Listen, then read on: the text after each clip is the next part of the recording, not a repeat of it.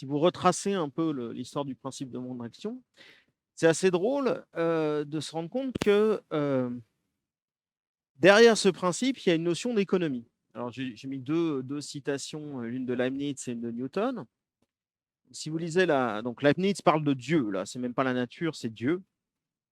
Et ce qui est très étrange, c'est le langage qu'il emploie pour parler de comment Dieu organise le monde.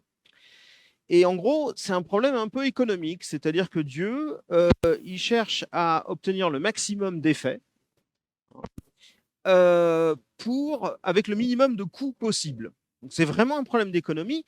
Et d'ailleurs, si vous regardez la deuxième partie de la citation, donc quand il parle de la balance des effets et des fins, ce qu'il appelle des fins, et des moyens, il a vraiment un vocabulaire d'économiste. Il parle des frais destinés pour un bâtiment qui doivent être mis en balance avec la grandeur et la beauté qu'on y demande. Donc c'est vraiment un vocabulaire qui est le vocabulaire de la richesse, le vocabulaire des coûts. Et ça, c'est intéressant, à mon avis, de revenir à ça pour se rendre compte que finalement, à la base de l'optimisation, il y a cette idée de coût, de bénéfice, qui est une idée économique. Alors qu'à l'époque, enfin, à l'époque de Leibniz, il n'y avait pas du tout une thématisation de l'économie comme il y a pu y avoir ensuite au 19e siècle. Alors de même, Newton nous dit la nature ne fait rien. Alors, il parle pas de Dieu, il parle de la nature. La nature ne fait rien en vain, c'est-à-dire qu'il n'y a pas de gaspillage. Ce serait faire des choses inutiles que d'opérer par un plus grand nombre de causes qui peut se faire comme par un plus petit nombre de causes. Donc, dans cette idée, il y a l'idée que il y a deux idées d'économie. Il y a une idée que Dieu ou la nature, d'une certaine manière, cherche à résoudre un gros problème d'optimisation, un gros problème de minimisation des coûts pour avoir le maximum d'effets. Et puis chez Newton, bon, il y a une autre idée, c'est qu'on cherche à économiser aussi sur le nombre de principes qu'on va convoquer pour expliquer la nature, donc un minimum de principes. Alors plus proche de nous, j'aime beaucoup cette citation de René Thom qui dit, voilà, bon, les seuls processus qu'on puisse empiriquement considérer comme déterminés, les seuls problèmes bien posés sont ceux qui sont régis par un principe d'optimalité. Et bizarrement, il a fallu beaucoup de temps pour que l'économie en vienne à utiliser ce langage-là. C'est un peu paradoxal que c'est plutôt en physique que ces principes d'optimalité ont été utilisés d'abord, alors qu'ils avaient au départ un sens économique, et que c'est uniquement au 19e siècle, même dans la deuxième moitié du 19e siècle, que les économistes ont commencé à s'emparer de la notion d'optimalité. Et cette notion d'optimalité, petit à petit, s'est mise à envahir tout le discours de l'économie. Donc, c'est vrai qu'en économie, on trouve des problèmes de maximisation ou de minimisation un peu partout. Les gens maximisent leur utilité, les firmes maximisent leurs profits ou elles minimisent leurs coûts. C'est partout. Alors, juste pour vous donner une petite idée de deux définitions possibles de l'économie, une que j'aime beaucoup, je l'ai donnée en anglais parce que c'est vraiment bien dit, c'est George Bernard Shaw qui dit Economics is the art of making the most of life.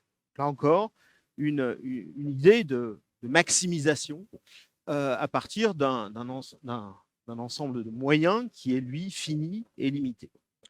Et il y a la définition classique de Lionel Robbins qui je trouve est intéressante parce qu'elle est vraiment en écho avec ce que dit Leibniz de l'action de Dieu. La seule différence, c'est que la science économique est une science qui étudie des comportements humains et dans la relation qu'il y a entre, d'une part, les fins des individus, c'est-à-dire les objectifs qu'ils se donnent, et d'autre part, les moyens auxquels ils ont accès, qui sont soumis à des contraintes de rareté, ces moyens pouvant être utilisés de manière différente, c'est-à-dire ces moyens pouvant être alloués à des usages qui sont alternatifs. Là, on a vraiment l'idée d'une optimisation sous contrainte. Ce n'est pas exactement le langage qu'emploie Lionel Robbins, mais c'est un petit peu l'idée qui est sous-jacente. On reviendra à Leibniz un peu plus tard. Alors, je vais commencer par un exemple qui est une vraie tarte à la crème de l'enseignement de la microéconomie, mais c'est juste pour vous donner une une idée des problèmes d'optimisation qu'on rencontre tous les jours en économie. Donc, c'est la théorie du comportement du consommateur et qui est un problème d'optimisation très, très simple. Donc, vous avez un consommateur qui doit choisir enfin, pas entre, il peut allouer son revenu entre un nombre fini de biens, L étant plus grand que 2, et il fait face à des prix. Okay, donc, vous avez un vecteur de prix. Alors, tous les prix sont strictement positifs. Et d'autre part, ce consommateur, il a des ressources initiales, ce qu'on appelle les dotations, et c'est des dotations en biens. Alors, le bien peut être défini de manière très, très générale. Par exemple, un bien auquel on ne pense pas immédiatement, c'est le loisir, c'est le temps. Vous avez 24 heures par jour. Vous pouvez choisir de le consommer, ce qui est plutôt sympa, ça s'appelle le loisir. Et puis, le reste du temps, vous pouvez travailler. Et ceci va avoir un impact sur votre revenu, évidemment. Plus vous travaillez à salaire donné, plus vous allez gagner d'argent et plus de votre revenu va être important. Donc, ça, c'est un peu les contraintes physiques. Il y a des biens, il y a des dotations initiales dans ces biens qui sont propres à chaque individu, et puis vous avez des prix. Et le problème du consommateur, c'est un problème d'optimisation très simple. Qu'est-ce qu'on cherche à maximiser? On cherche à maximiser ce qu'on appelle une fonction d'utilité. Je vais revenir sur ce que ça veut dire, mais vous pouvez simplement le prendre comme un critère numérique de votre satisfaction.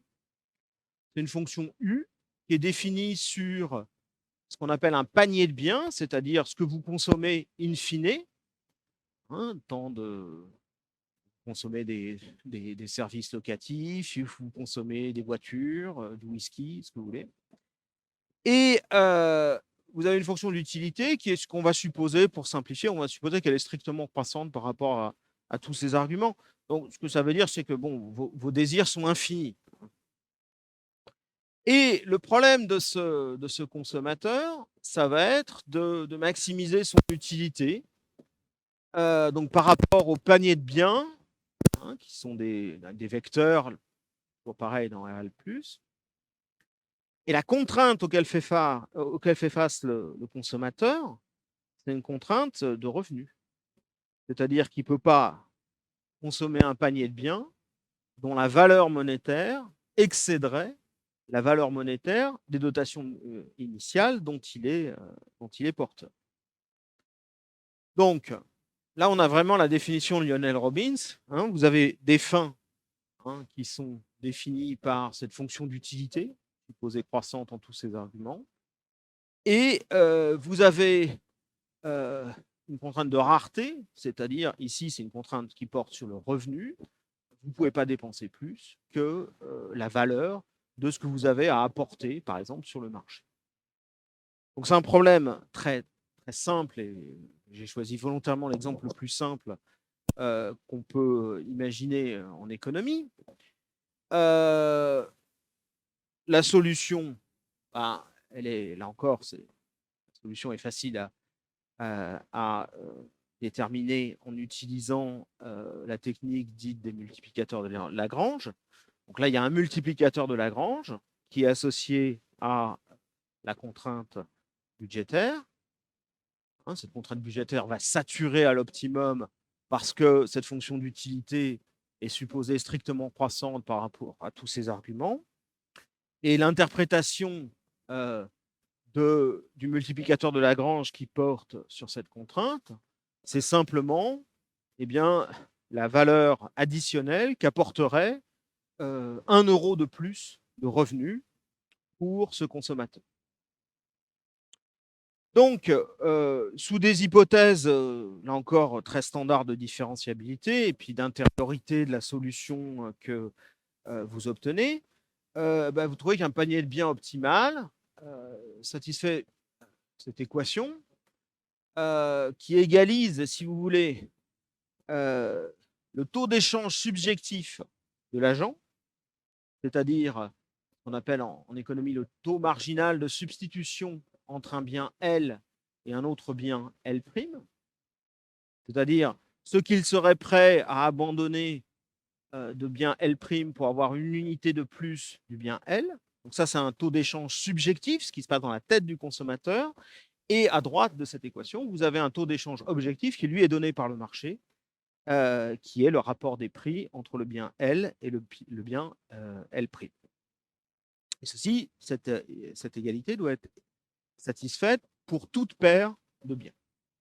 Donc il y a une interprétation très simple qui dit que, donc, pour utiliser le jargon des économistes, l'utilité marginale, c'est l'utilité que vous rapporte la consommation d'une petite, un DX, si vous voulez, une petite quantité supplémentaire d'un bien.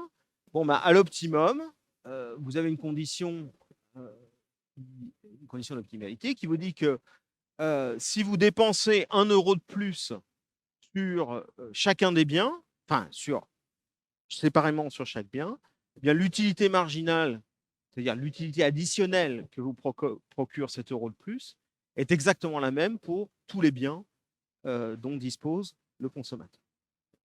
Donc ça, c'est un exemple typique de raisonnement économique qui est basé sur des idées très très simples d'optimisation. Le même genre de raisonnement, simplement un peu plus compliqué, mais parfois beaucoup plus compliqué d'un point de vue mathématique, technique, va s'étendre à toutes les sortes de problèmes qu'on rencontre en économie.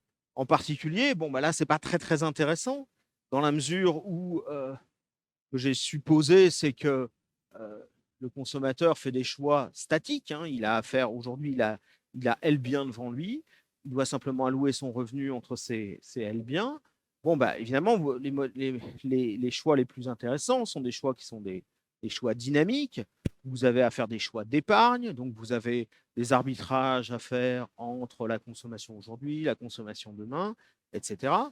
Et là, on peut convoquer, et c'est ce qu'a fait l'économie pendant tout le XXe siècle, on peut convoquer tous les outils mathématiques très puissants de la théorie de l'optimisation. Donc, ça va de la programmation dynamique en temps discret, le calcul des variations en temps continu, le contrôle optimal pour adresser toutes sortes de questions, d'ailleurs des questions qui n'ont rien à voir avec le modèle qui serait le modèle d'un consommateur, du contrôle stochastique si vous faites de l'optimisation en temps continu et que vous avez des aléas.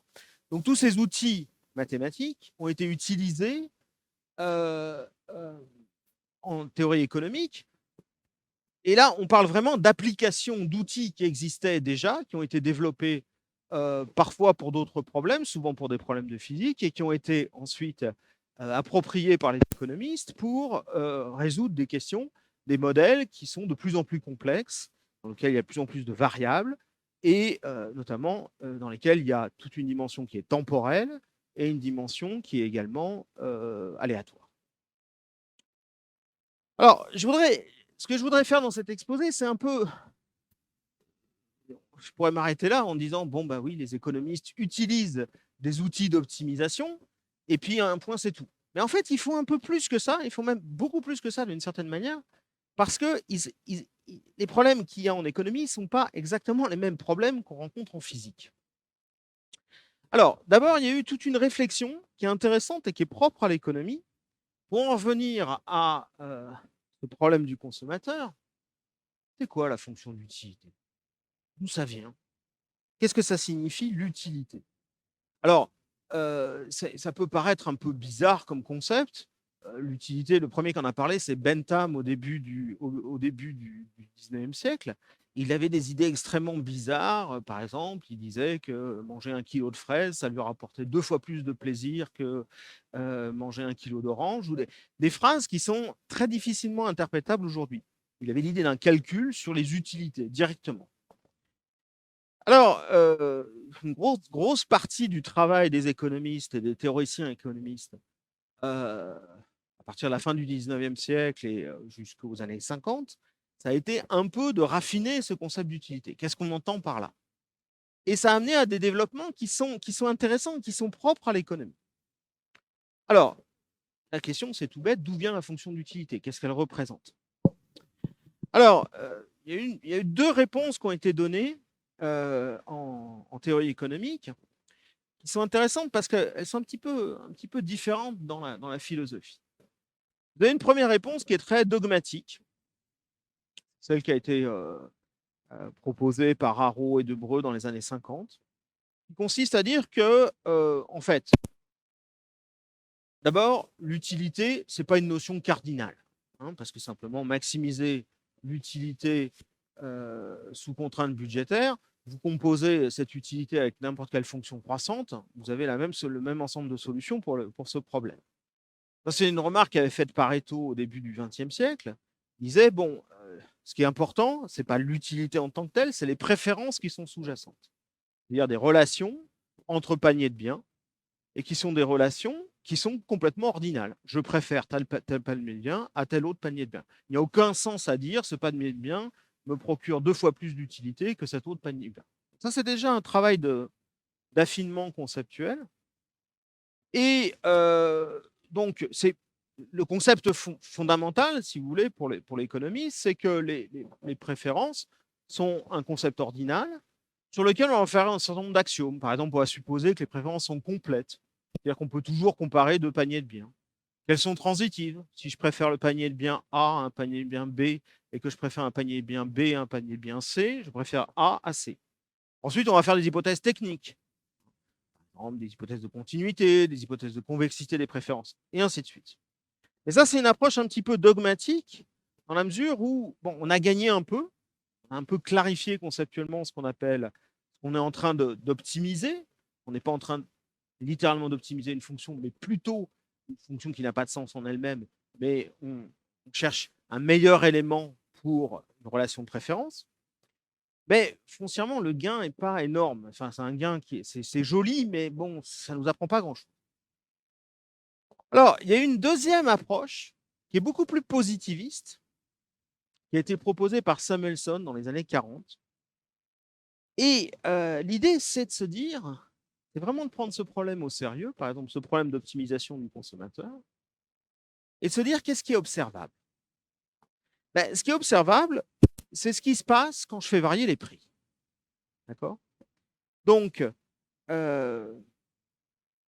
je soumets, par exemple, idéalement, je fais des expériences sur le consommateur, je fais varier les prix, donc ce qui va faire bouger son revenu, ce qui va faire bouger aussi l'ensemble des paniers de biens qu'il peut s'acheter. Et ben, je vais me demander, je vais faire des comparaisons entre les paniers de biens qu'il va acheter pour des prix différents. Et ça a amené Samuelson à développer une théorie qui s'appelle la théorie des préférences révélées. C'est-à-dire que, en gros, si vous préférez, si pour un certain vecteur de prix, vous avez révélé que vous préférez un panier de biens A à un panier de biens B, eh ben, pour tout autre vecteur de prix, où mettons A et B sont aussi disponibles, c'est-à-dire que vous pouvez vous les offrir, si vous êtes cohérent, eh bien, vous n'allez pas un jour révéler que vous préférez B à A.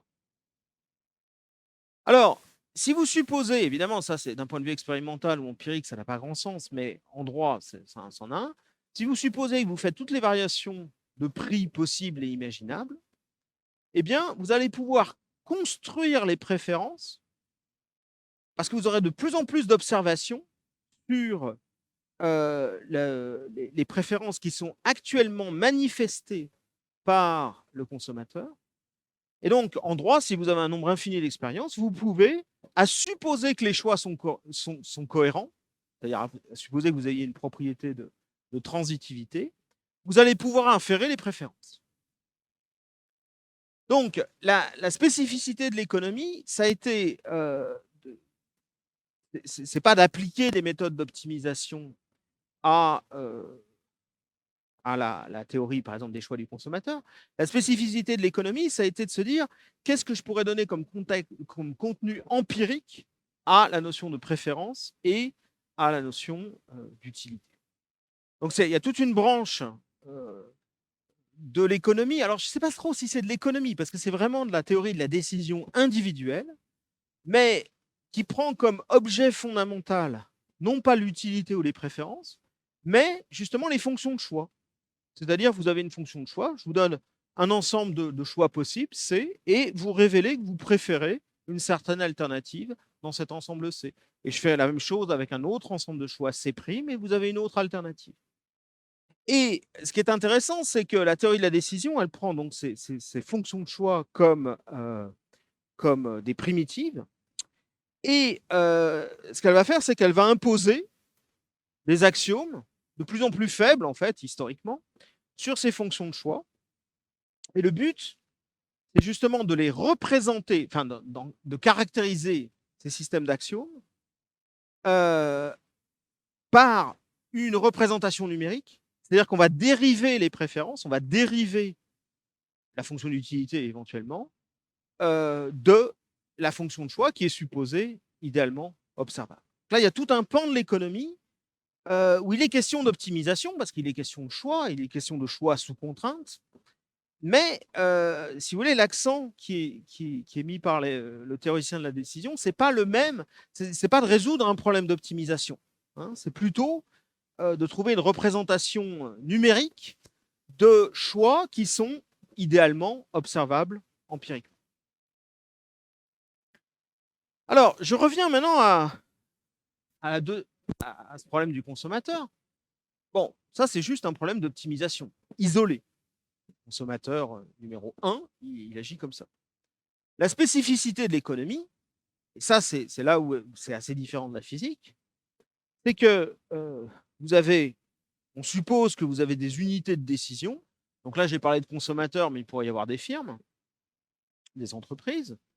Et à supposer que les comportements de ces consommateurs soient rationnels, la question c'est comment peuvent-ils être rendus compatibles. Donc ça veut dire que là, on déplace, l'économie déplace le point de vue, c'est-à-dire qu'on ne se demande pas seulement comment on va résoudre ce problème de maximisation de l'utilité du consommateur à prix donné, non, on va dire, est-ce qu'il y a un système de prix qui peut rendre les comportements des agents, comportements des consommateurs, ou même de manière plus générale des firmes et des consommateurs, est-ce qu'il y a un système de prix qui va rendre ces comportements compatibles? Compatibles avec quoi? Ben, avec le fait qu'il y a des contraintes de rareté dans l'économie et que, par exemple, ben, on ne peut pas consommer plus que tout ce qu'une économie produit en une année. Pas possible. Donc, ce thème-là, c'est un thème qui a été introduit par Walras en les années 1870. L'idée, c'est que les prix vont s'ajuster pour atteindre une situation d'équilibre. L'équilibre, c'est que tout le monde optimise et que les contraintes de rareté sont satisfaites. Alors, Walras avait en tête un processus adaptatif, un vrai processus qui amènerait à une situation d'équilibre, parce que je pense qu'il avait en tête de formaliser la main invisible d'Adam Smith. Bon, on a beaucoup rabaissé nos exigences à partir des années 60 parce qu'on s'est rendu compte que ça posait des problèmes. Et on s'est concentré sur la question de l'existence d'un équilibre. Pas tellement comment on y arrive, mais savoir s'il y en avait un. Donc, formellement, le problème de la cohérence des problèmes d'optimisation auxquels font face, mettons juste que les consommateurs dans l'économie, eh bien, ce problème, c'est de trouver un vecteur prix tel que, si j'appelle donc XIL, la demande du consommateur I pour le bien L, étant donné ce vecteur prix P étoile et étant donné les dotations initiales du consommateur I, eh bien, on est simplement que tous les marchés soient équilibrés. C'est-à-dire que l'offre sur ces marchés, alors ici, il n'y a pas d'entreprise dans mon petit modèle, là, c'est juste les gens, ils échangent des biens qu'ils possèdent initialement et ils échangent entre eux pour augmenter leur utilité, pour atteindre une situation optimale pour chacun d'entre eux, étant donné les prix qui prévalent sur les marchés. Donc, ici, vous avez une équation entre, d'un côté, la demande agrégée des consommateurs au prix d'équilibre, et étant donné leur dotation initiale, et à droite de cette équation, vous avez ce qui est disponible dans l'économie, c'est-à-dire la dotation agrégée en un bien L. Et on veut que cette équation soit vraie pour tous les marchés de biens qui sont ouverts. Donc là encore, c'est pas ici, c'est juste un exemple. Je parle d'une économie d'échange. Cette définition pourrait tout à fait s'étendre, et enfin, ça a été fait, au cas d'économies dans lesquelles il y a des entreprises, et ce sont des économies qui ont une structure de propriété particulière, c'est une propriété privée, c'est-à-dire que les consommateurs détiennent des parts de ces entreprises qui sont données de manière exogène, et puis les firmes maximisent leurs profits, et ces profits sont redistribués aux consommateurs à titre de complément de revenus. Ça augmente leur revenu. Bon. Donc, vous voyez que le point, c'est ce qui intéresse l'économiste, c'est pas tellement de résoudre un problème d'optimisation en soi, mais c'est plutôt de se demander comment on peut agréger ces problèmes d'optimisation individuelle pour arriver à une situation d'équilibre, une situation où personne ne veut dévier de ce que l'équilibre prescrit. Alors, la question qui se pose maintenant, c'est une question qui n'arrive pas en physique, c'est-à-dire que vous avez tous ces petits problèmes d'optimisation individuelle, indépendants, et est-ce qu'il va exister un équilibre? Est-ce qu'un équilibre existe? Alors, bon, pour la petite histoire, une chose qu'il faut noter, c'est qu'en fait, c'est quoi l'inconnu? C'est le vecteur de prix d'équilibre. En fait, vous pouvez toujours normaliser un prix, hein, parce que si vous prenez ce problème si vous regardez la contrainte ici, c'est homogène. Donc en fait, vous pouvez fixer le prix d'un bien à 1, vous prenez comme numéraire, et vous avez que L moins 1 prix à déterminer. Le seul truc qui compte, c'est les prix relatifs par rapport au numéraire. Bon, donc Walras avait bien noté ça. Et ce qu'il a fait, c'est qu'il a compté les équations et les inconnues. Il s'est rendu compte qu'il y avait L-1 équation et il y avait L-1, L-1 inconnu. Bon, très bien, il était content. Il s'est arrêté là. Puis il y a eu un long cheminement dans les années 30, 40, 50 qui a abouti à un théorème d'Arrow-Debreu qui montre qu'un équilibre existe sous des préférences, sous des hypothèses sur les préférences qui sont des hypothèses. Certaines d'entre elles sont des hypothèses techniques. Par exemple, il faut que les préférences soient continues, sinon on a des problèmes. Il y a des hypothèses qui sont plus substantielles. Par exemple, la convexité des préférences. Ça veut dire que si je vous donne deux paniers de biens entre lesquels vous êtes indifférents, eh bien, si vous prenez une combinaison convexe de ces deux paniers de biens, eh bien, vous préférez au moins faiblement ce nouveau panier de biens, cette combinaison convexe, à chacun des deux paniers de biens dont on est parti. Alors là, les outils sont assez différents, puisqu'il ne s'agit plus simplement de, si vous voulez, d'étudier un problème d'optimisation de manière isolée. Il s'agit de rendre des solutions de ces problèmes d'optimisation compatibles entre elles. Et ce qui peut être montré, alors Arrow et Debreu utilisent une généralisation du théorème de point fixe de Brouwer pour démontrer le résultat d'existence. Le théorème de point fixe de Brouwer, d'application continue de la boule fermée, de boule unité fermée, mettons de RL dans elle-même admet un point fixe.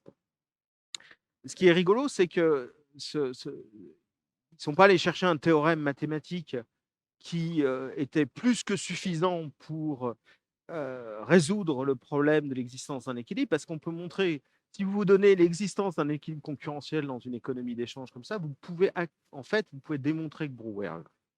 Donc c'est vraiment, il y a une adéquation très forte ici entre le côté mathématique et le côté économique. Et puis bon, il y a eu plein de développements plus récents, dans les années 70. Par exemple, l'approche de Walras qui comptait les équations et les inconnues, ça a été ressuscité par Debreu.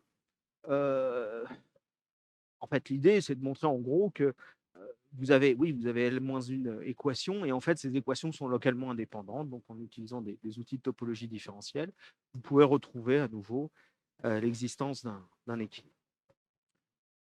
Alors, Ça, c'est bon, ça, c'est vraiment des maths. Euh, mais on va revenir à Leibniz. Parce qu'il y a un résultat qui est un résultat assez frappant, qui se démontre très facilement. Le deuxième paragraphe, c'est une preuve. Et qui montre que d'une certaine manière, on retrouve le rêve leibnizien du meilleur des mondes possibles. Alors, donc là, on sait qu'il existe un équilibre concurrentiel. Et eh bien, ce dont les économistes se sont rendus compte autour des années 40, c'est que sous des conditions très très faibles, cet équilibre concurrentiel résolvait ce qu'on pourrait dire un problème d'optimisation multicritère. Alors, quel est le multicritère? C'est donné par la notion d'un optimum de Pareto. Alors, un optimum de Pareto, c'est pas la solution d'un problème d'optimisation simple. Ça tient compte du fait que vous avez plusieurs unités de décision, ici les consommateurs, qui prennent leurs décisions indépendamment. Et le résultat, c'est donc que toute allocation d'équilibre concurrentiel est un optimum de Pareto. Qu'est-ce que ça veut dire? Ça veut dire que si vous voulez, en gros, ça veut dire que si vous voulez augmenter le bien-être de tout le monde dans l'économie, il va falloir violer les contraintes de rareté. C'est-à-dire qu'il n'est pas possible d'augmenter l'utilité d'un consommateur en partant de cette allocation d'équilibre consommateur, d'allocation d'équilibre concurrentiel, sans baisser l'utilité d'un autre consommateur, tout en respectant les contraintes de rareté. Et la preuve, bon, je la donne parce que c'est vraiment simple. Alors, supposez que vous avez une allocation d'équilibre concurrentiel et puis prenez une allocation qui domine cette allocation au sens de Pareto. C'est-à-dire que tout le monde fait mieux dans cette allocation que dans l'allocation d'équilibre concurrentiel. Et là, il y a un petit raisonnement qui ressemble un peu à cette histoire de préférence révélée dont je parlais tout à l'heure de Samuelson. Ce que vous voyez, c'est que pour tout consommateur, le panier de biens dans la nouvelle allocation, aux anciens prix, au prix d'équilibre, il doit coûter plus cher que la valeur des dotations initiales, toujours au prix d'équilibre, de chaque consommateur. Pourquoi? Parce que sinon, il l'aurait acheté. S'il avait eu les moyens de s'offrir ce panier de biens dominant au prix d'équilibre, il l'aurait fait. Il ne l'a pas fait, donc il ne pouvait pas se l'offrir. Bon, qu'est-ce que ça veut dire? Ceci, ça c'est vrai de tout consommateur dans l'économie. Donc, c'est très simple maintenant. L'allocation qui est Pareto dominante, elle ne peut pas satisfaire les contraintes de rareté. Puisque si j'agrège la valeur de ces paniers de biens entre les individus, la valeur agrégée de la nouvelle allocation, elle est plus élevée que celle des dotations agrégées. Donc, quelque part, il y a un problème avec les contraintes de rareté. Bon, alors ça, c'est un résultat donc, qui est très connu, qui s'appelle le premier théorème de l'économie du bien-être, qui admet une converse partielle au prix d'un certain nombre d'hypothèses supplémentaires sur les préférences. La converse, en gros, tout optimum de Pareto peut être décentralisé, ça veut dire qu'il peut être mis en œuvre au moyen de prix d'équilibre concurrentiel. Alors, comment ça se passe? L'idée, c'est que, en gros, vous faites des transferts forfaitaires entre les consommateurs, c'est-à-dire vous taxez certains et vous subventionnez d'autres. Et puis ensuite, vous laissez le marché opérer et vous pouvez ainsi obtenir n'importe quelle allocation optimale au sens de Pareto. Donc là, c'est un résultat qui a beaucoup fasciné les économistes dans les années 50, parce qu'ils avaient vraiment l'impression que ce mécanisme concurrentiel, non seulement il rendait compatible des tas de petits problèmes d'optimisation individuelle, ça c'était déjà pas mal, mais ce faisant, par là même, le mécanisme concurrentiel semblait résoudre un problème d'optimisation multicritère extrêmement compliqué. Il y a quelque chose de miraculeux ici, c'est de Leibnizien. Alors, pourquoi on a ça? Il y a une hypothèse qui est sous-jacente là-dedans, dans tout ce modèle concurrentiel dont je vous ai parlé jusqu'ici, c'est que tous les agents, les consommateurs, les firmes, ils prennent les prix comme donnés. D'accord?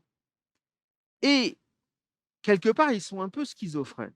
C'est-à-dire qu'ils ne prennent pas en compte l'impact que les décisions, enfin l'impact des décisions qu'ils prennent sur les prix. Or, il y a un impact.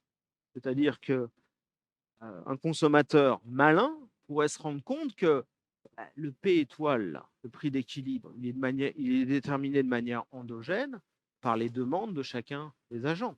Donc chaque consommateur pourrait se dire: «Ah mais oui, mais quand même on a un nombre d'agents qui est fini, il peut être très grand, mais il est fini.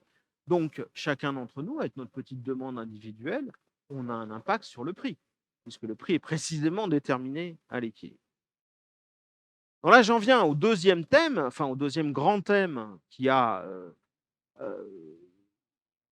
qui a percolé beaucoup plus lentement dans la théorie économique, mais qui est maintenant dominant, c'est le paradigme de la théorie des jeux.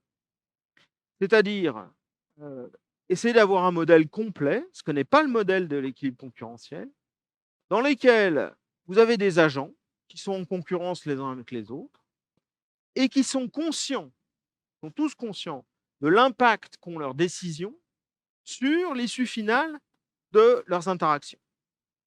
C'est-à-dire qu'en gros, ils connaissent complètement le modèle de l'économie ou enfin, de la situation dans laquelle ils se trouvent et ils comprennent tout à fait le lien entre leurs décisions individuelles et une issue agrégée de leurs interactions. Non seulement ils savent ça, mais en plus ils comprennent très bien le mécanisme par lequel les autres aussi ont un effet sur eux. Donc la la théorie des jeux, d'une certaine manière, une autre définition qui a été proposée par Meyerson, c'est de dire c'est une théorie de la décision interactive. C'est-à-dire que vous avez plus des petits problèmes d'optimisation isolés, vous avez des problèmes d'optimisation dont les agents perçoivent les liens profonds. Alors, je ne vais pas vous faire un cours de théorie des jeux, je vais juste faire une petite esquisse de formalisation. Bon, c'est quoi un jeu sous forme normale? Vous avez un certain nombre de joueurs, un nombre fini de joueurs. Chaque joueur a un ensemble de stratégies, supposées non vides, et vous avez des fonctions de paiement pour ces joueurs. Ces fonctions de paiement sont des fonctions de toutes les actions, enfin de toutes les stratégies qui sont choisies par tous les agents, donc il y a des fonctions à valeur réelle.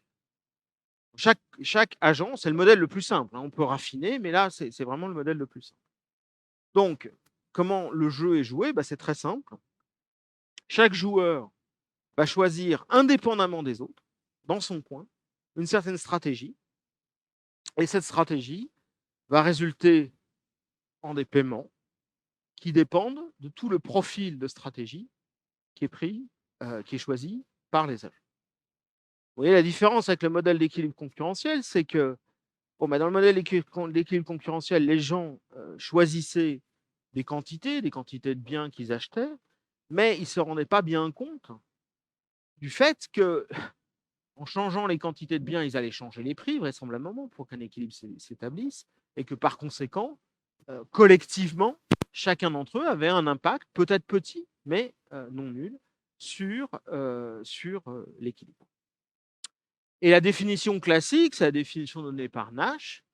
C'est quoi un équilibre? Un équilibre de Nash, c'est un profil de stratégie tel que chaque individu, étant donné les stratégies jouées à l'équilibre par les autres joueurs, chaque joueur va choisir une meilleure réponse aux stratégies qui sont choisies par les autres.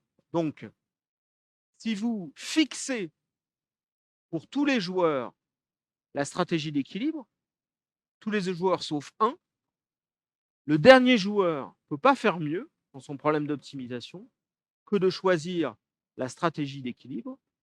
Donc, c'est une meilleure réponse. Ça fait mieux, enfin, ça fait aussi bien que de choisir une quelconque stratégie dans son ensemble de stratégies. Ça définit une notion d'équilibre.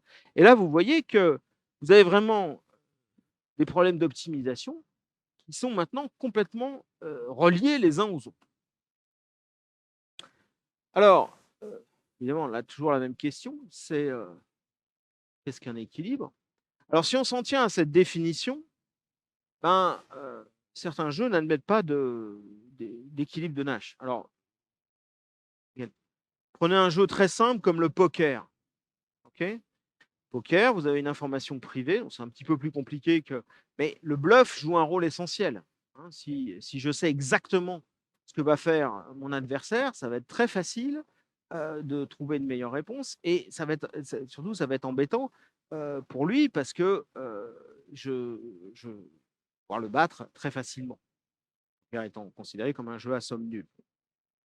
Donc, au poker, c'est très important de bluffer, c'est-à-dire de ne pas toujours jouer la même stratégie, alors que vous avez exactement la même main. Donc, l'un des apports très importants de la théorie des jeux, c'est même avant, c'est bien avant que les économistes s'intéressent à la question, puisque c'est une idée de Borel. L'idée, c'est d'étendre une notion de stratégie pour autoriser les joueurs à choisir leurs actions de manière aléatoire. On parle de stratégie mixte. Par exemple, au poker, quand vous avez telle main, bah, le truc optimal, c'est avec une probabilité 1/3, vous allez passer, et puis avec une probabilité 2/3, vous allez monter, réenchérir. Alors, euh, là aussi, un théorème d'existence. Bon, le théorème d'existence le plus simple, c'est le théorème de Nash. Ces bases de stratégie sont finies, donc si tous ces ensembles SI sont finis, ce que démontre Nash, c'est qu'il existe toujours un équilibre en stratégie mixte, c'est-à-dire en autorisant les joueurs à jouer de manière aléatoire. Alors, ce qui est drôle, c'est que ce résultat, là aussi, est équivalent au théorème de Brouwer. C'est-à-dire, si vous vous donnez comme hypothèse que tout jeu fini admet un équilibre de Nash, vous pouvez démontrer le théorème de Brouwer. Donc là encore, il y a une adéquation entre les outils mathématiques qui sont utilisés pour démontrer un résultat et le résultat. Alors, rappelez-vous ce que je disais du mécanisme concurrentiel. Dans le mécanisme concurrentiel, il y avait quelque chose de miraculeux qui était que tous ces problèmes d'optimisation résolus de manière individuelle, chacun dans son petit coin, aboutissaient à une notion d'optimum, optimum de Pareto, donc une notion d'optimalité avec plusieurs critères qui sont les utilités de chacun des individus. Alors, est-ce que ça demeure vrai en théorie des jeux? Eh bien non. Alors, l'exemple le plus connu, c'est le dilemme du prisonnier. Bon, alors enfin, il y a deux joueurs, chacun peut choisir de coopérer ou de faire défaut, de ne pas coopérer. Et puis, donc, ça, ce sont les paiements des deux joueurs. Alors, si par exemple tous les deux choisissent de coopérer, le joueur 1 à 2, le joueur 2 à 2. En revanche, si l'un des deux joueurs coopère, mais l'autre choisit de dévier, de faire défaut, et ben celui qui fait défaut, il a un paiement élevé, 3, et celui le pauvre coopérateur, il n'a plus que 0. Et puis si les deux joueurs font défaut, c'est-à-dire qu'ils n'arrivent pas à coopérer, eh bien ils obtiennent chacun 1. Alors, ce jeu, bon, il est complètement trivial à résoudre parce il existe un seul équilibre, mais en plus, c'est plus qu'un équilibre de Nash, c'est ce qu'on appelle un équilibre, enfin, c'est une stratégie strictement dominante qui consiste à faire défaut. Parce que, bon, bah, regardez ce qui se passe. Supposez que je suis le joueur 1, puis je me demande si le joueur 2 coopère. Alors, s'il coopère et que moi je coopère, j'ai 2. Hein. Et puis, si je ne coopère pas, j'ai 3. Donc, je ferais mieux, si je suis sûr qu'il coopère, je ferais mieux de dévier, de faire défaut. Bon, mais regardons ce qui se passe s'il dévie. J'en sais rien après tout ce qu'il fait. Il peut dévier, cet homme-là. Et donc, si je coopère et que lui dévie, j'aurai 0. Et puis, si je fais défaut, alors que lui fait défaut aussi, j'ai 1. Ok, donc quoi que fasse l'autre, il y a un choix optimal qui consiste à faire défaut. Okay. Et donc, il y a un seul équilibre de Nash dans ce jeu qui est DD. Okay. Et alors, quels sont les paiements? Les paiements, c'est 1 et 1 pour chacun des joueurs. Ah bah oui, mais s'ils avaient coopéré, ils auraient eu 2 et 2. Donc là, tout d'un coup, on est dans un monde complètement différent du monde de l'équilibre concurrentiel. Dans l'équilibre concurrentiel, il y avait plein de petits problèmes d'optimisation que tout le monde résolvait dans son coin. Et puis, miraculeusement, vous aviez ce mécanisme de marché qui faisait que tous ces problèmes de décision individuelle aboutissaient à une situation qui était optimale au sens de Pareto. On ne pouvait pas améliorer l'utilité des deux joueurs en changeant leur décision. Là, c'est possible, parce que s'ils ont chacun 1-1 en faisant des dés, on pourrait se dire, s'ils pouvaient coopérer, c'est ça le problème, c'est qu'ils ne peuvent pas vraiment se mettre d'accord sur des actions, eh bien, ils pourraient avoir 2-2. Là, on a une issue qui est parfaitement réalisable, il suffit qu'ils coopèrent tous les deux, et ils auront mieux s'ils font défaut tous les deux. Simplement, ils n'ont absolument aucune incitation à coopérer si le jeu est vraiment décrit par cette matrice. Alors, c'est pas une situation. Ce qui est drôle, c'est que c'est pas du tout une situation exceptionnelle. En fait, il y a un joli résultat de Pradip Dubey qui montre que si je vous donne un jeu fini, pour la plupart d'entre eux, sauf pour des des jeux finis qui ont, si vous voulez, une mesure 0 dans l'espace de tous les jeux finis possibles. Bah, donc pour un jeu fini qu'on dit générique, tout équilibre de Nash est inefficace au sens de Pareto. Okay, c'est notamment le cas, alors là, c'est pas un jeu fini, mais ça suit aussi du théorème de Dubé. Si on reprend le modèle d'équilibre concurrentiel et puis qu'on suppose que les consommateurs sont un peu plus malins que dans le modèle d'équilibre concurrentiel ou un peu moins schizophrènes, s'ils prennent en compte l'impact de leurs décisions, de leurs demandes sur les prix, là, on a une situation qu'on peut décrire comme un jeu de marché, c'est-à-dire ça devient vraiment un jeu stratégique entre les agents. Et le théorème de Dubé montre que eh bien, ce jeu, génériquement, aboutira à un équilibre ou à des équilibres qui seront tous inefficaces au sens de Pareto. Donc, l'efficacité dans tout ça semble être mise en péril par les décisions stratégiques des agents. Alors, quelle a été je vais conclure là-dessus. Quelle a été la réaction des économistes à ces résultats sur ces résultats d'inefficacité en théorie des jeux? Bah, une des spécificités de l'économie, et ça aussi c'est une des spécificités par rapport à la physique, c'est que les jeux que les gens jouent, en fait, ils sont pas complètement exogènes. Ils sont en partie, du moins, ils sont aux mains du législateur. Les institutions, elles ne sont pas données, pas complètement données. C'est des constructions sociales. Et dans une certaine mesure, ces constructions sociales peuvent être amendées par un législateur. Et précisément, alors là, je n'ai pas le temps de rentrer dans les détails, mais une branche récente et très féconde de la théorie économique, ça consiste en fait à prendre du recul par rapport à la fois à la théorie des jeux ou à l'autre grande construction qui était la théorie de l'équilibre concurrentiel. Et l'idée étant de dire, on va construire des mécanismes, c'est-à-dire qu'on va construire des jeux qu'on va faire jouer aux gens et qui permettent de mettre en œuvre à l'équilibre des situations qui sont socialement désirables selon un certain critère de ce qui est socialement désirable. Alors évidemment, les mécanismes sont, d'après le résultat de Dubé, si vous voulez être sûr, par exemple, de mettre en œuvre un optimum de Pareto, il va falloir que votre jeu soit très spécial. Ce sera forcément des mécanismes non génériques, d'une certaine manière. Mais c'est intéressant parce que, contrairement à ce qui se passe dans la nature, les lois de la nature sont données, les lois des comportements humains, ou du moins les environnements dans lesquels les humains prennent des décisions économiques, ces environnements, eh bien, ils peuvent les modifier et mettre en œuvre des institutions qui permettent d'assurer des résultats d'efficacité. Donc en fait, pour conclure, on se retrouve, et ça c'est encore, là vraiment c'est un vrai programme de recherche aujourd'hui, on retrouve maintenant un méta-problème d'optimisation.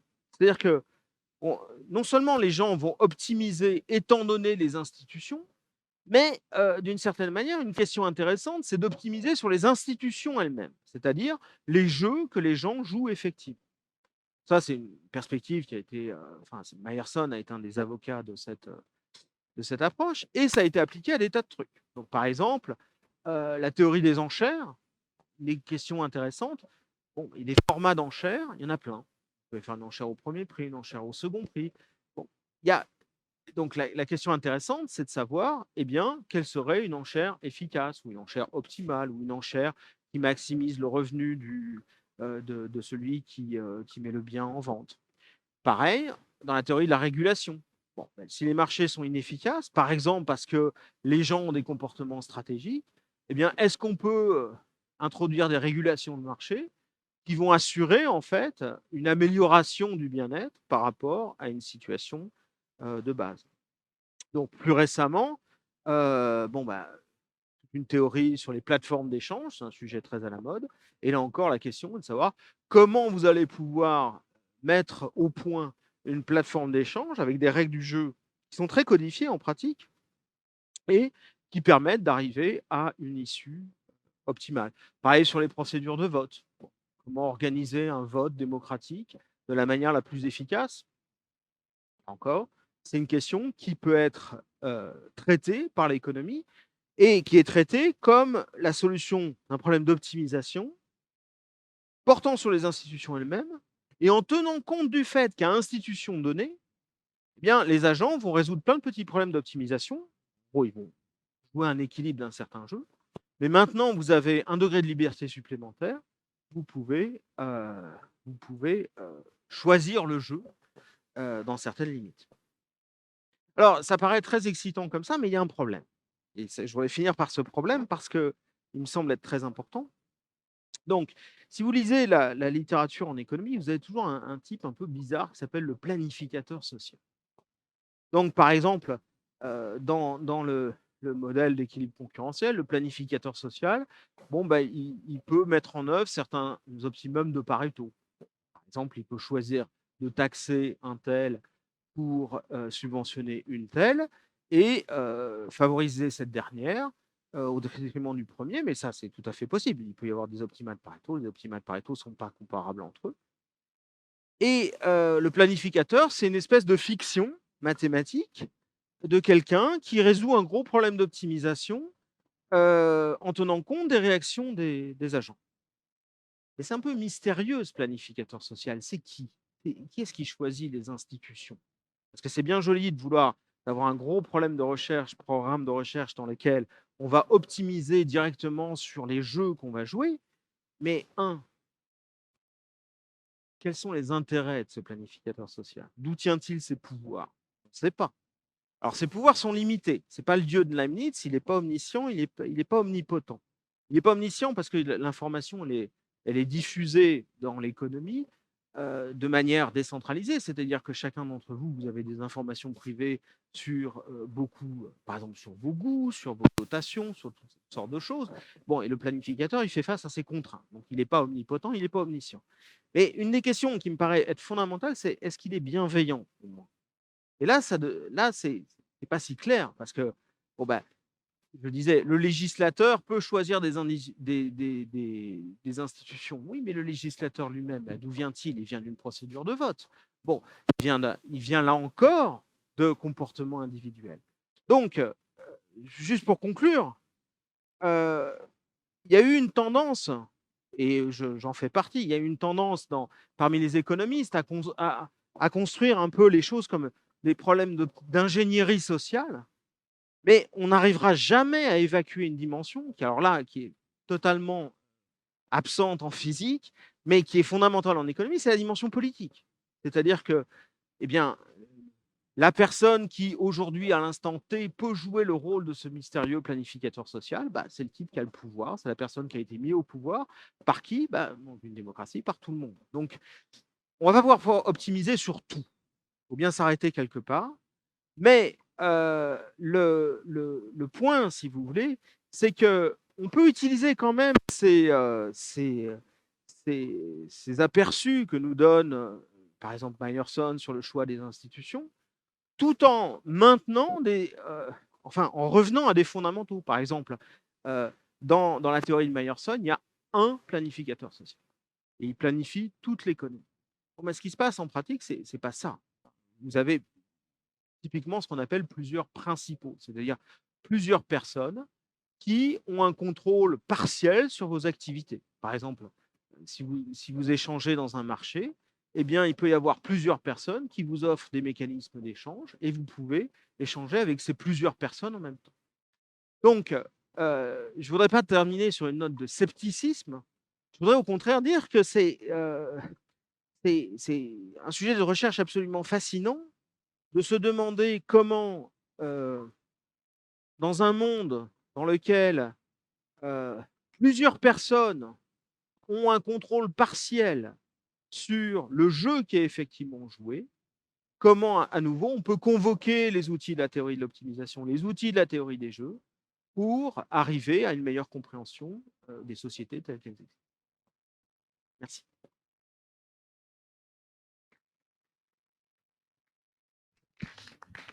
Eh bien, merci pour cet exposé. Est-ce qu'il y a des questions dans la salle ou des commentaires? Attends, Laurent.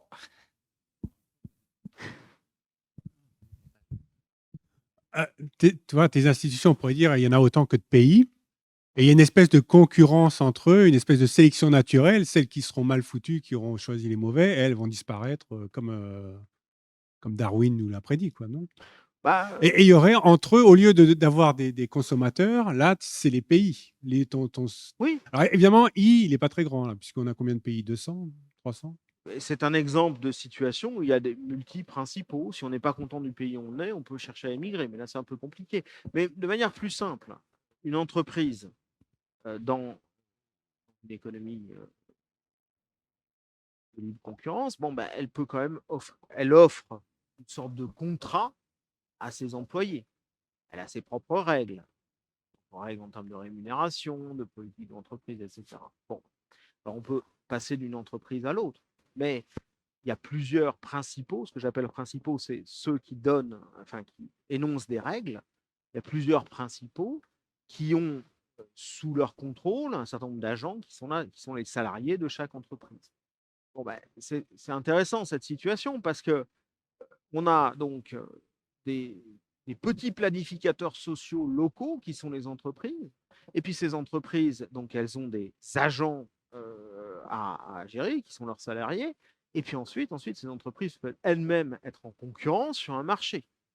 Donc là, on voit que le modèle devient assez complexe. On arrive à le faire. C'est quelque chose qu'on sait faire. Enfin, la théorie n'est pas achevée. Il y a beaucoup de choses à comprendre. Mais ce qui se passe, c'est que ce qui est très intéressant, c'est de mettre ces principaux en concurrence. Ça, c'est et évidemment la concurrence entre pays, bah, c'est un peu pareil. Bon, sur la sélection naturelle, je suis un peu plus sceptique parce que on se rend compte en théorie des jeux que souvent il y a des comportements qui peuvent être très très dominés, qui vont survivre pendant très très longtemps. Enfin, il y a des modèles de dynamique, de choix dans un peu à la manière évolutionniste, où on se rend compte qu'il faut un temps pas loin de l'infini pour éliminer certaines, même des stratégies qui sont strictement dominées. C'est pas. Donc sur le darwinisme social appliqué à l'économie, je suis un peu plus sceptique. Sinon, parce que les agents, tu sais, moi, je vais pas calculer mon utilité et tout ça.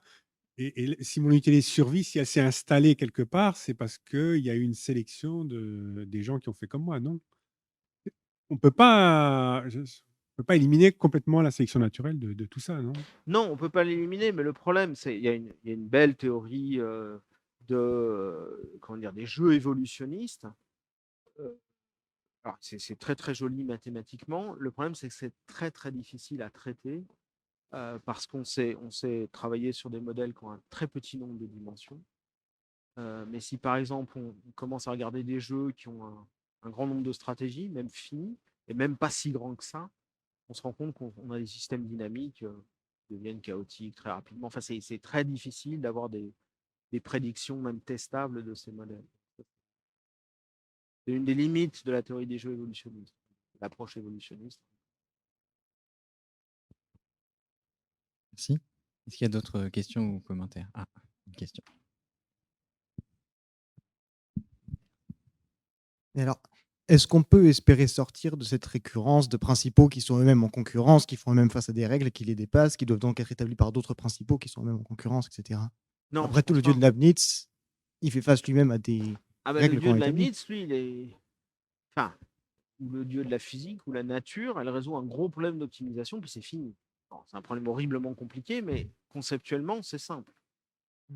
La théorie économique, effectivement, c'est plus compliqué dans cette approche parce que même définir exactement ce que c'est. Alors, encore une fois, s'il y a quelqu'un qui est le seul, le grand planificateur social, le dieu de la société, qui, dans sa grande sagesse, va mettre au point un mécanisme, ça, on sait faire. Par contre, ce qu'on ne sait pas faire, ou ce qu'on sait faire avec beaucoup plus de difficultés, c'est la concurrence, en particulier quand il y a plusieurs principaux et quand il y a plusieurs agents. Là, ça devient très complexe et il y a des questions conceptuelles qui sont totalement ouvertes. Qui sont très intéressantes, mais ça pose vraiment des questions de fond sur comment on va modéliser ce que c'est qu'un mécanisme. Par exemple, un mécanisme, typiquement, c'est quelque chose où les agents vont envoyer des messages. C'est une histoire de communication d'une certaine manière. Les agents vont envoyer des messages à un principal et selon ces messages, le principal va prendre certaines décisions. Mais même ce modèle très simple, hein, en fait, on se rend compte, qui est le modèle de Merton fondamentalement, on se rend compte que eh ben, il y a une perte de généralité quand il y a plusieurs principaux, plusieurs agents. Donc ça, c'est des recherches en cours, hein, c'est vraiment c'est des choses tout à fait contemporaines. Donc échapper à la récurrence, je ne pense pas que ce soit possible, parce que ça serait sinon penser que quelque part on fait plus de l'économie politique, mais on est une sorte d'ingénieur, mais il n'y a pas de grand ingénieur en économie. On ne peut pas échapper au fait que que la plupart des décisions sont en fait décentralisées. Il y a des individus qui sont euh, souverains, au moins, enfin, qui sont souverains sur une partie de leurs actions, et que par conséquent, on ne va pas pouvoir exactement contrôler, résoudre le problème de la société ou de l'organisation de la société, comme si c'était un problème je sais pas, de contrôle optimal. C'est pas, on peut pas faire ça. Je veux dire, dès qu'on introduit la concurrence entre principaux, par exemple, on ne peut plus résoudre le problème comme un problème d'optimisation. Et à nouveau, il y a des considérations de théorie des jeux qui rentrent en ligne de compte, sauf que ces jeux sont très compliqués parce que les gens se battent à coups d'institutions. Bon, pour reprendre l'exemple de Laurent, oui, les pays se font une concurrence fiscale, par exemple. Bon, bah, ça veut dire qu'ils se font une concurrence sur des systèmes de taxation. Un système de taxation, c'est un objet bon, bah, de dimension infinie, quasiment. Bah, c'est compliqué. Enfin, je veux dire, et là, on pourra pas, on ne peut pas dire qu'il va y avoir une sorte de méta principal qui va gouverner tout ça.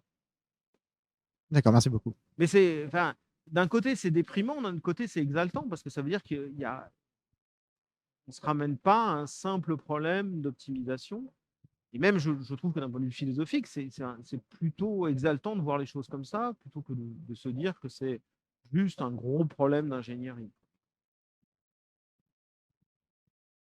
Merci. Est-ce qu'il y a d'autres questions ou commentaires?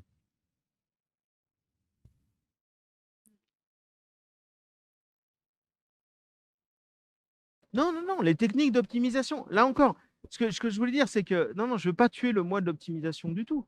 Les techniques d'optimisation sont indispensables en économie. Elles sont partout. Simplement, l'économie pose des problèmes conceptuels qui lui sont propres. Et bah, déjà, on doit se battre avec la notion d'équilibre. Donc les gens, bon, ils ont passé le XXe siècle à se poser la question de l'équilibre. Est-ce qu'il existe? Est-ce qu'il est efficace? Etc.